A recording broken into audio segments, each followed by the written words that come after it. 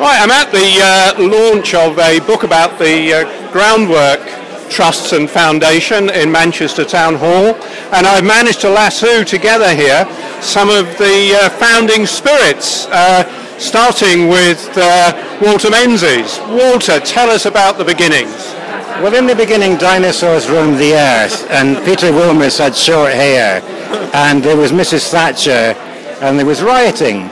And the rioting brought Michael Heseltine to Liverpool, and that, as you know, was the birth of a whole set of really interesting regeneration initiatives, the Mersey Basin Campaign, Groundwork, and many others, driven by a politician, a Tory politician with real vision, real ambition, and really good ideas about innovation, who commissioned someone called David Wilcox and his pals to dream up this name, Groundwork, and a logo, and work with John Hanley, the founder, executive director, and the start of something so big we could never have imagined that it would become a great global movement.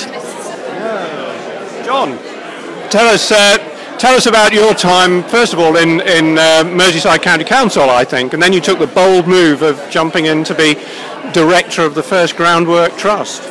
Absolutely. Well, Merseyside County Council had been established as the strategic planning authority for the area, and they had elected on a policy of urban regeneration. The city had been losing population. We threw up a tight cordon, a tight green belt to prevent development spilling out onto the countryside. But maintaining the health of that countryside then became critical. So we were very enthusiastic about a Countryside Commission proposal for a major urban fringe experiment to bring that about. And in due course, that transmuted itself into Groundwork. Heseltine got involved, said he liked the sentiment, but he couldn't possibly transfer a mechanism like that around the country. It needed to happen everywhere. So that's how Groundwork came to be born, thanks to the help, as Walter said, of John Davidson persevering behind the scenes when it could have all gone off the rails, and getting DWA involved to help us create that Groundwork Trust mechanism and the slogan, Partnership for Action.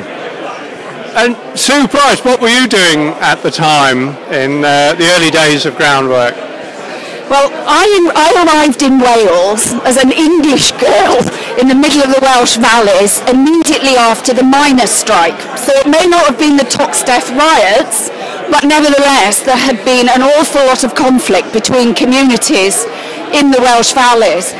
The thing that I found was the degradation on the one side, because it was the tail end of the coal and the iron and steel industries, and also communities that were desperate to do something for themselves instead of something having done to them, which is what they'd had done for, decades really. And although we started in a very small way, there were only 1 or 2 staff. It took us 2 years before we became a proper Groundwork Trust. But the local support from the local community was absolutely amazing, and it grew throughout the valleys. And Phil Barton here. I think, Phil, you came in on the second wave of Groundwork Northwest. How did that come about? I came to Manchester to join their Parks Department in 1979. Saw Groundwork developing, applied to become project officer in St Helens and didn't get that job. But about 18 months later, the job of project leader with Groundwork Northwest came up, and I was appointed by John Davidson and worked to try and get, and succeeded in getting, 5 trusts set up in the period of about 9 months. Hugely varied, from Rossendale, which was terribly insular and very, very sort of, I wouldn't say small-minded, but parochial in its approach, through to Salford and Trafford, where we had a Labour and a Tory authority fighting with one another and had to try and make peace and develop a strategy. It was a terribly exciting time. I don't think any of us had any idea of where Groundwork would go in the future, nor indeed that what was new there, the partnership between the sectors, the focus on communities and environment, would become mainstream in regeneration 20 and 30 years later. And David, can I turn the camera on you for a bit? Because you were a trust director at the time as well. Where was that? Yeah, I set up the 13th Groundwork Trust, which was in Wakefield in West Yorkshire. And after a few years of running that, with the joy of central funding coming from the Groundwork Foundation, John asked me to come to the Groundwork Foundation to help him, I suppose, get some order into this sort of growing organisation that was sort of spreading all over the country, and John was sort of struggling to control it and was a bit worried that some of these things might go off the rails.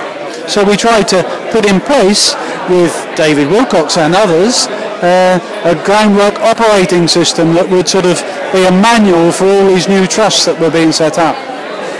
And John, just a further word perhaps on what do you think's been the legacy and the change that Groundwork has made, not just on the ground, but in terms of approaches in the field?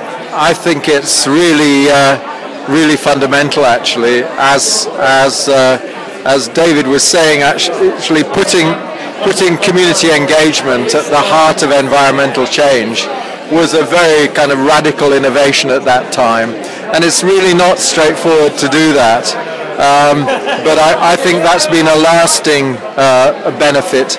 It has permeated the entire groundwork movement, but it's gone way beyond that, and I think that's a very, very significant change, actually, in the way we do things and the way we think about our world. And also the fact that you can, when you begin to get to a certain critical mass, that local change has a more than local significance. And John Davidson was very much aware of that. He and his wife Joan would have said, think global, act local, and actually once you really get things going sufficiently at the local level, as Groundwork does today, through their environmental business services and so on, then you've got significant cumulative action across the whole nation and beyond.